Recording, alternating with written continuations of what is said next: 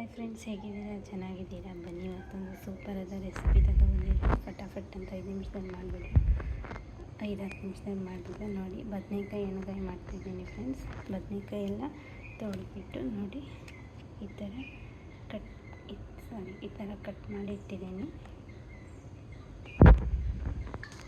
ಇಲ್ಲಿ ನೋಡಿ ಫ್ರೆಂಡ್ಸ್, 2 ಈರುಳ್ಳಿ ಹಾಗೆ ಟೊಮೆಟೊ, ಸ್ವಲ್ಪ ಶುಂಠಿ ಬೆಳ್ಳುಳ್ಳಿ ಪೇಸ್ಟ್ ಇಟ್ಟಿದ್ದೀನಿ.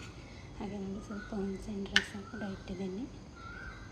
ಇಲ್ಲಿ ಬನ್ನಿ, ಮೇನ್ ಇಂಗ್ರೀಡಿಯೆಂಟ್ಸ್ ನೋಡಿ: ಶೇಂಗಾ ಚಟ್ನಿ, ಹಾಗೆ ಬೆಳ್ಳುಳ್ಳಿ ಪುಡಿ, ಹಾಗೆ ಮೆಣಸಿನ ಪುಡಿ, ಹಾಗೆ ಅರಿಶಿಣ, ಇದು ಬೆಲ್ಲ ಫ್ರೆಂಡ್ಸ್.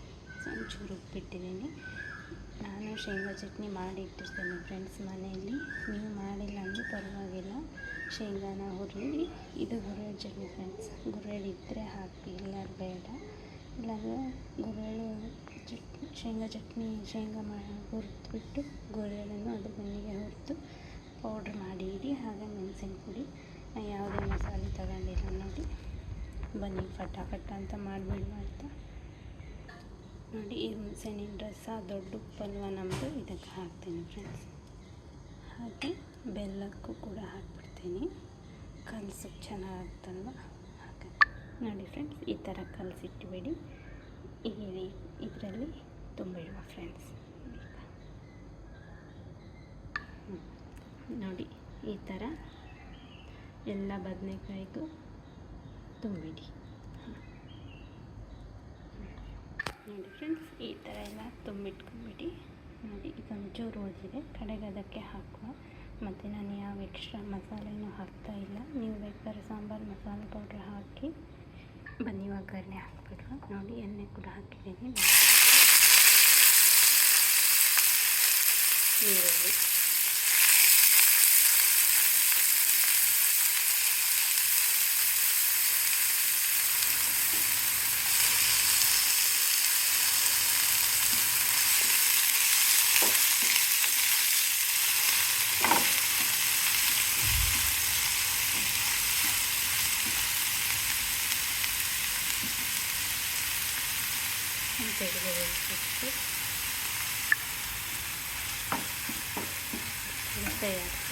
ಹಾಕಿ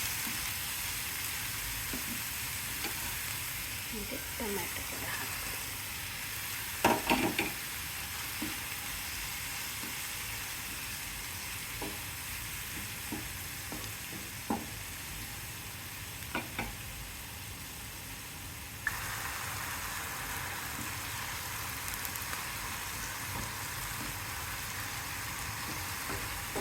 ಚೆನ್ನಾಗಿ ಒಂದ್ಸರಿ ಕೈ ಹಾಕ್ಬಿಟ್ಟು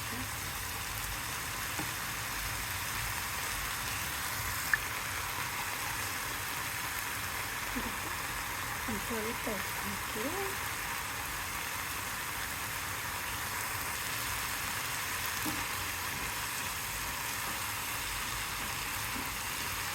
ಬದನೇಕಾಯಿನ ಕಟ್ ಮಾಡಿಬಿಟ್ಟು ನೀರಲ್ಲೇ ಹಾಕಿಡಿ. ಸ್ವಲ್ಪ ಉಪ್ಪು ಹಾಕಿ, ಅಂದರೆ ಬದನೇಕಾಯಿ ಕಪ್ಪಾಗಲ್ಲ.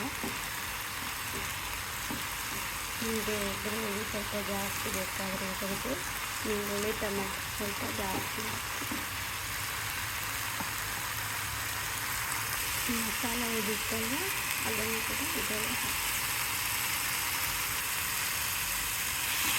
ಮತ್ತು ಕೈ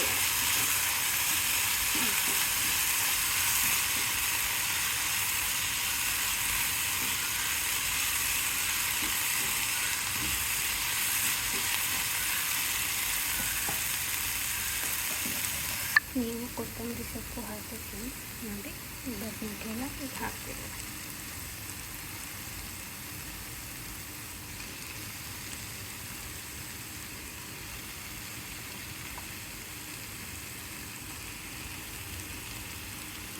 ಈ ಮಸಾಲ ಉಳಿದಿರ್ತವೆ, ಇದಕ್ಕೆ ನೀರು ಹಾಕಿ ಇದಕ್ಕೆ ಹಾಕ್ಬಿಡಿ. ಇಷ್ಟು ನೀರು ಹಾಕಿ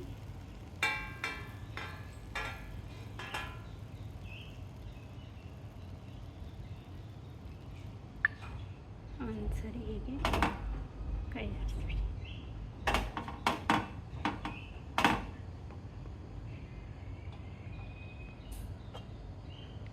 ಹಾಗೆ ಇದನ್ನು ಮುಚ್ಚಿಬಿಡಿ. ಒಂದು 5 ನಿಮಿಷದಲ್ಲಿ ರೆಡಿ ಆಗುತ್ತೆ ಫ್ರೆಂಡ್ಸ್. ಫ್ರೆಂಡ್ಸ್ ಇದು 5 ನಿಮಿಷ ಆಗೋದು. ಈ ಬದನೆಕಾಯಿನ ಇದೆ ತಿರುಗಿಸಿ ಹಾಕಿ ಫ್ರೆಂಡ್ಸ್. ಎಲ್ಲ ಬದನೆಕಾಯಿನ ಈ ಥರ ತಿರುಗಿಸ್ಬಿಡಿ.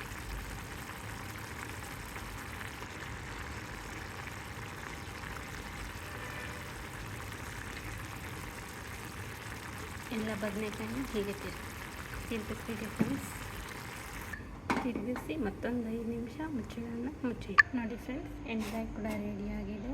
ಹಾಗೆ ನೋಡಿ ಬಿಸಿ ಬಿಸಿ ರೊಟ್ಟಿ ಕೂಡ ರೆಡಿಯಾಗಿದೆ ಫ್ರೆಂಡ್ಸ್. ನೋಡಿ ಎಷ್ಟು ಮೆತ್ತಗಾಗಿದೆ. ಒಂದು ದಿನ ಇಟ್ಟರು ರೊಟ್ಟಿ ಇಡೀ ಒಂದು ದಿನ ಇಟ್ಟರು ತುಂಬ ಮೆತ್ತಗಿರುತ್ತೆ ಫ್ರೆಂಡ್ಸ್. ನೋಡಿ ತೋರಿಸ್ತೆ ನೋಡಿ ಎಷ್ಟು ಮೃದುವಾಗಿದೆ ಅಂತ. ನೋಡಿ ಫ್ರೆಂಡ್ಸ್, ಇವತ್ತಿನ ಸೂಪರ್ ರೆಸಿಪಿನ ಹಾಗೆ ಮುಂದಿನ ವಿಡಿಯೋದಲ್ಲಿ ಸೂಪರ್ ರೆಸಿಪಿ ನಿಮಗೆ ಸಿಗುವ.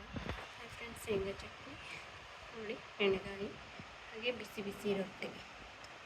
ಮತ್ತು ಯಾವ ಅಡುಗೆ ಮಾಡೋಕ್ಕೆ ಹೇಳಿ ಕಮೆಂಟ್ ಮಾಡಿ. ಹಾಗೆ ಬದನೆಕಾಯಿ ಎಣ್ಣೆಗಾಯಿ ಹೇಗೆ ಬಂದಿದೆ ಅಂತ ಕಮೆಂಟ್ ಮಾಡಿ ಫ್ರೆಂಡ್ಸ್. ಪೂರ ವಿಡಿಯೋ ನೋಡಿ ಸಪೋರ್ಟ್ ಮಾಡಿ. ಈ ವಿಡಿಯೋ ನಿಮ್ಗೆ ಇಷ್ಟ ಆದರೆ ಖಂಡಿತ ಒಂದು ಲೈಕ್ ಕೊಡೋದನ್ನು ಮರಿಬೇಡಿ. ಹಾಗೆ ನಮ್ಮ ಚಾನಲ್ನ ಸಬ್ಸ್ಕ್ರೈಬ್ ಮಾಡ್ಕೊಳ್ಳಿ. ಬೆಲ್ ಐಕನ್ನ ಒತ್ತಿ ನಾವು ವಿಡಿಯೋ ಹಾಕಿದ ನೋಟಿಫಿಕೇಷನ್ ಬರುತ್ತೆ ಫ್ರೆಂಡ್ಸ್. ಸಿಗುವ ಫ್ರೆಂಡ್ಸ್ ಇನ್ನೊಂದು ಸೂಪರ್ ರೆಸಿಪಿಯೊಂದಿಗೆ ಮುಂದಿನ ವಿಡಿಯೋದಲ್ಲಿ. ಈ ರೊಟ್ಟಿ ನೋಡಿ ಫ್ರೆಂಡ್ಸ್, ಒಂದು ದಿನ ಇಟ್ಟರು ಕಡಕಾಗಲ್ಲ, ಮೆತ್ತಗೇ ಇರುತ್ತೆ. Thank you friends. ಮುಂದಿನ ವಿಡಿಯೋ ಸಿಗುವ. ನೋಡಿ ಎಷ್ಟು ನೀಟಾಗಿ ಬೆಂದಿದೆ ಹೇಳಿ ಅಲ್ವಾ?